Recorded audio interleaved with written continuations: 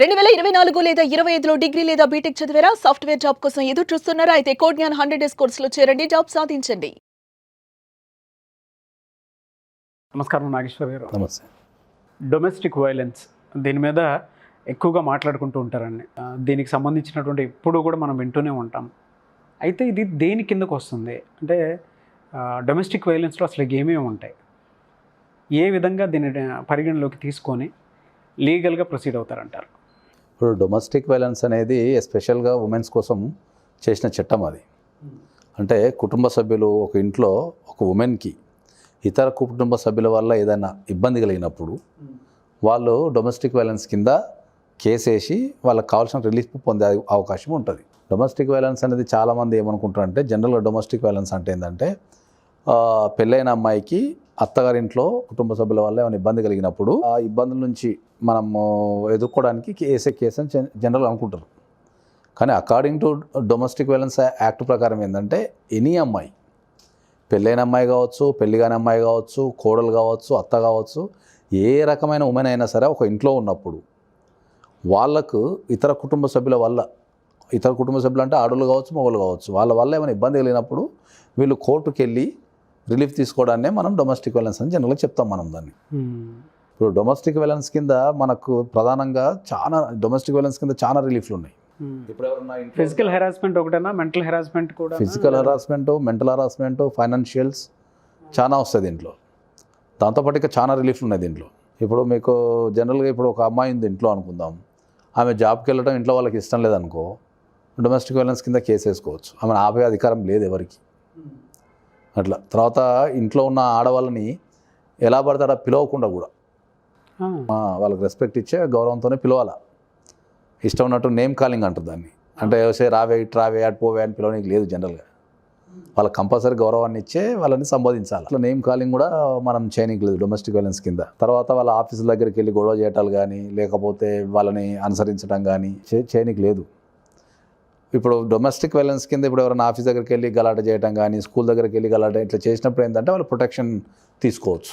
Okay. ఈ domestic violence అనేది మనం 2 పద్ధతి ద్వారా అప్లై చేయొచ్చు.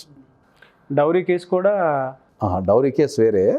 కాకపోతే కట్నం కింద ఏమన్నా స్త్రీధన అంటున్నట్టు, అంటే పుట్టింటి వాళ్ళు అమ్మాయికి ఏదన్నా పెట్టుపోతలు పెట్టినప్పుడు, అది అత్తగారింట్లో ఉన్నప్పుడు, లేకపోతే వాళ్ళు వాడుకున్నప్పుడు దాన్ని మనం వసూలు చేసుకునే అధికారం, స్త్రీధనం మనము రిటర్న్ బ్యాక్ అడిగే అధికారం డొమెస్టిక్ వైలెన్స్ కింద ఉంది.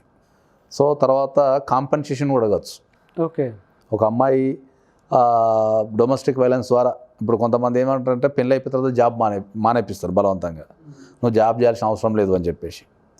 సో దాని తర్వాత డొమెస్టిక్ వైలెన్స్ జరిగింది అనుకుందాం, వాళ్ళు ఏదైతే లాస్ అయినలో అమౌంట్, దాన్ని కాంపెన్సేషన్ కింద కూడా అడిగే అధికారం డొమెస్టిక్ వైలెన్స్ కింద ఉంటుంది. తర్వాత డొమెస్టిక్ వైలెన్స్ కింద మెయింటెనెన్స్ అడిగే అధికారం కూడా ఉంటుంది. మెయింటెనెన్స్ కూడా మనం డొమెస్టిక్ వైలెన్స్ కింద వెళ్ళి మనం మెయింటెనెన్స్ వరకు రావడానికి ఎటువంటి కారణాలు ఎక్కువగా ప్రేరేపిస్తాయి సార్?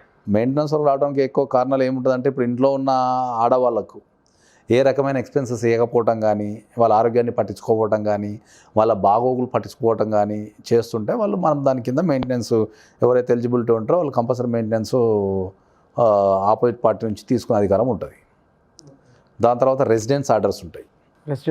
రెసిడెన్స్ అంటే ఒక అమ్మాయిని మనం ఇంట్లో నుంచి వెళ్ళగొట్టినప్పుడు బలవంతంగా, ఇప్పుడు మనం ఆడపిల్లని ఇంట్లో నుంచి బలవంతంగా వెళ్ళగొట్టినప్పుడు, ఇప్పుడు కోడలు ఉందనుకో, మనం బలవంతంగా వెళ్ళగొట్టినప్పుడు ఆ అమ్మాయి రెసిడెన్స్ ఆర్డర్స్ తీసుకునే అధికారం కూడా, ఆ ఇంట్లో ఉండటానికి షేర్డ్ హౌస్ అంటారు, అంటే ఆ ఇంట్లో నివసించడానికి తీసుకునే అధికారం ఉంటుంది. లేదా వేరే దగ్గర రెంట్కు తీసుకున్న ఆ రెంట్ని కట్టమనే అధికారం కూడా కోర్టుకుంటుంది. దాంట్లో రెసిడెన్స్ ఆర్డర్స్ వస్తాయి, మీకు మెయింటెనెన్స్ ఆర్డర్స్ వస్తాయి, కాంపెన్సేషన్ వస్తుంది, ప్రొటెక్షన్ వస్తుంది. అంటే ఎవరన్నా మిమ్మల్ని ఫోన్ ద్వారా కాంటాక్ట్ చేసినా, ఇబ్బంది పెడుతున్నా, ఎస్ఎంఎస్ల ద్వారా ఇబ్బంది పెడుతున్నా, మిమ్మల్ని ఫాలో చేస్తున్నా, మీకు ఏ రకమైన ఇబ్బంది కలిగినా దాని ప్రొటెక్షన్ ఆర్డర్ కింద మనం అప్లై చేసుకుంటే కోర్టు ప్రొటెక్షన్ ఆర్డర్ ఇస్తుంది.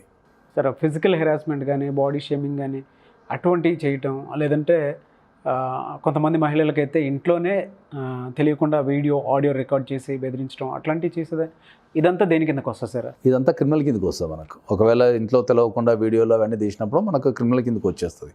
క్రిమినల్ యాక్ట్ కింద 354D కానీ 354 కింద 4 సెక్షన్లు ABCD అని దాంట్లో వచ్చేస్తుంది. సో అది క్రైమ్ కిందకి వస్తుంది. డొమెస్టిక్ వైలెన్స్ అనేది ఎప్పుడైనా కూడా సివిల్ కేసు అది. ఓకే. దాంట్లో ఓన్లీ సివిల్ రెమెడీసే ఉంటాయి. అంటే మనం కోర్టుకి వెళ్ళి మనం కాంపెన్సేషన్ అడగచ్చు, లేదా మెయింటెనెన్స్ అడగచ్చు, లేదా ప్రొటెక్షన్ ఆర్డర్ అడగచ్చు, లేదా రెసిడెన్స్ ఆర్డర్ అడగచ్చు. ఇట్లాంటివన్నీ సివిల్ రెమెడీసే ఉంటాయి. సో మెయింటెనెన్స్ ఇప్పుడు ఎప్పుడైనా కూడా మీకు డొమెస్టిక్ వైలెన్స్ అనేది సివిల్ రెమెడీస్ కిందకే వస్తుంది. ఈ డొమెస్టిక్ వైలెన్స్ అనేది మనం కోర్టులో కేసు వేసుకోవడం ద్వారా కానీ, లేకపోతే ప్రతి జిల్లాకు ఒక ప్రొటెక్షన్ ఆఫీసర్ ఉంటారు.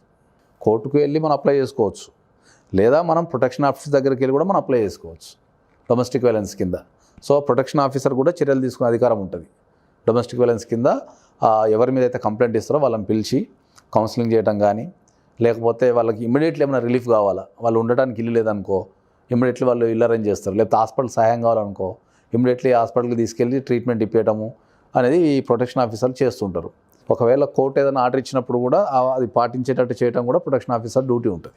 అప్రోచ్ ఎన్ని టైప్స్ ఉంటుందండి వీటికి? 2 టైప్సే. మనం ఒకటి వెళ్ళి మనము ప్రొటెక్షన్ ఆఫీసర్ దగ్గర అప్లికేషన్ వేసుకోవచ్చు, లేదా డైరెక్ట్ వెళ్ళి మనం నియరెస్ట్ మెజిస్ట్రేట్ దగ్గర కూడా అప్లికేషన్ వేసుకోవచ్చు. వాళ్ళ అవసరాన్ని బట్టి మనం అప్లికేషన్ వేసుకోవచ్చు. సో పోలీస్ స్టేషన్కి వెళ్ళాల్సినంత డొమెస్టిక్ వైలెన్స్లో పోలీస్ స్టేషన్కి వెళ్ళాల్సిన అవసరం అయితే ఏముండదు. అది ఒకవేళ పోలీస్ స్టేషన్కి వెళ్ళాలి అంటే మళ్ళీ క్రిమినల్ కిందకి వస్తుంది. జనరల్గా పెళ్ళైన వాళ్ళకైతేనేమో 498 వస్తుంది. ఇంకా ఇతర వ్యక్తులు ఎవరైనా ఉంటే దానికి తగ్గట్టు మనం చూసుకోవచ్చు.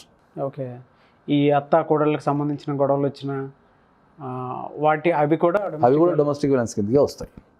సో జనరల్గా డొమెస్టిక్ వైలెన్స్ అనేది దీంట్లో ఇప్పుడున్న ప్రజెంట్ ట్రెండ్లో ఒక 2 విషయాలు మనం ప్రధానంగా చర్చించాలి. ఒకటి ఏంటంటే చాలామందికి ఏంటంటే డొమెస్టిక్ వైలెన్స్ కేసు అనేది ఓన్లీ పెళ్ళైన అమ్మాయి మాత్రమే వేస్తారు అనేది జనాలలో ఒక అపోహ ఉంది. అవును. సో డొమెస్టిక్ వైలెన్స్ అనేది పెళ్ళైన అమ్మాయి ఒక్కటే కాదు, అత్తగారు కూడా వేయచ్చు కోడల మీద. అత్తగారు కూడా కోడల మీద వేయచ్చు కేసు డొమెస్టిక్ వైలెన్స్ కింద. కోడలి వల్ల ఏ కండిషన్లో సార్? కోడలు ఏమన్నా అత్తగారిని ఏ రకంగా ఇబ్బంది పెట్టినా కూడా అత్తగారు కూడా డొమెస్టిక్ వైలెన్స్ కింద ఎగెనిస్ట్ కోడలు ఇంకా ఇతర కుటుంబ సభ్యుల మీద కూడా కేసు వేయచ్చు. ఇది చాలామంది తెలియదు. చాలామంది ఏంటంటే మా కోడలు మమ్మల్ని సతాయిస్తుంది, మమ్మల్ని హరాస్మెంట్ చేస్తుంది, మేము ఎక్కడ చెప్పుకోలేకపోతున్నాము అని చెప్పేసి చాలామంది అది ఇబ్బందులకు గురవుతుంటారు. సో అత్తగారు వేసుకోవచ్చు. ఇంకో రెండో విషయం ఏంటంటే డొమెస్టిక్ వైలెన్స్ అనేది ప్యూర్లీ ఉమెన్ కోసం రూపొందించిన చట్టం మాత్రమే. సో ఆ డొమెస్టిక్ వైలెన్స్ అనేది especially for only women. So అది ఉమెన్ కోసం చేసిన చట్టమే తప్ప మగవాళ్ళు డొమెస్టిక్ వైలెన్స్ కింద కేసు వేసుకునే అధికారం లేదు.